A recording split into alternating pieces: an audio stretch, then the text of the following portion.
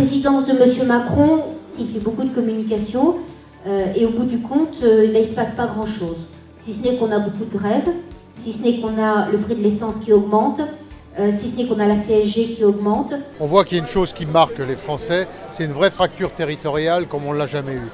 Il y a au mieux de la méconnaissance, mais peut-être au pire, un vrai mépris à l'égard du monde rural. On essaie de nous enlever les classes qu'on a en les diminuant, en mettant ailleurs. Et ça, c'est des vraies problématiques parce que si on enlève une classe sur notre commune, par exemple, demain matin, notre village, il est mort. Voilà. Le président de la République avait annoncé devant le Congrès des maires de France pas une fermeture de classe en milieu rural.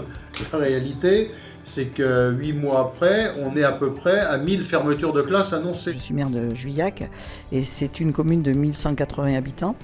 Et nous avons en ce moment, comme dans beaucoup de territoires, des problèmes de médecins. Et également les services que nous avons, comme la Poste, c'est très difficile de le maintenir aujourd'hui sur notre monde rural, alors que c'est une demande de nos habitants. Cette fracture territoriale, elle est ressentie de plus en plus durement par les Français. Sur cette question du 80 à l'heure qui doit inquiéter un certain nombre d'entre vous, parce que ça illustre vraiment ce que tu as évoqué, Christian, qui est la déconnexion entre ceux qui pensent et le quotidien qui est le nôtre. C'est la première fois qu'on prend une mesure qui n'aura pas les mêmes incidences qu'on réside à proximité d'une autoroute ou dans le Massif central. On s'adresse à des gens qui ne vivent pas sur la même planète que nous.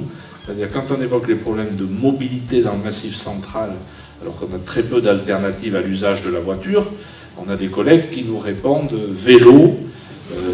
La réalité des choses, c'est qu'on a pris 14 centimes sur le gasoil, on en a pris 7 sur l'essence, et que sur la totalité du quinquennat, ils ont prévu 30 centimes sur le diesel. On est sur des cibles sur la ruralité. Alors moi, je suis plutôt spécialisé de l'agriculture, mais là aussi, c'est assez compliqué parce que les écolos montent au créneau, on voudrait faire que du végétal dans nos cantines. Enfin, on a quand même sauvé un amendement où on voulait nous obliger à un repas par semaine, un végétarien, dans nos cantines. C'est bien qu'ils se déplacent sur notre territoire pour prendre en considération les problématiques de tous les jours. Très contente de voir le soutien des élus qui sont vraiment très nécessaires et qui nous entourent avec leurs paroles et aussi avec leurs actes. Moi, je suis très satisfaite de cette réunion de ce soir. D'apporter des réponses aux situations que vivent nos concitoyens dans ces territoires qui ont souvent été oubliés par la République et qui en tout cas le sont de plus en plus depuis un an.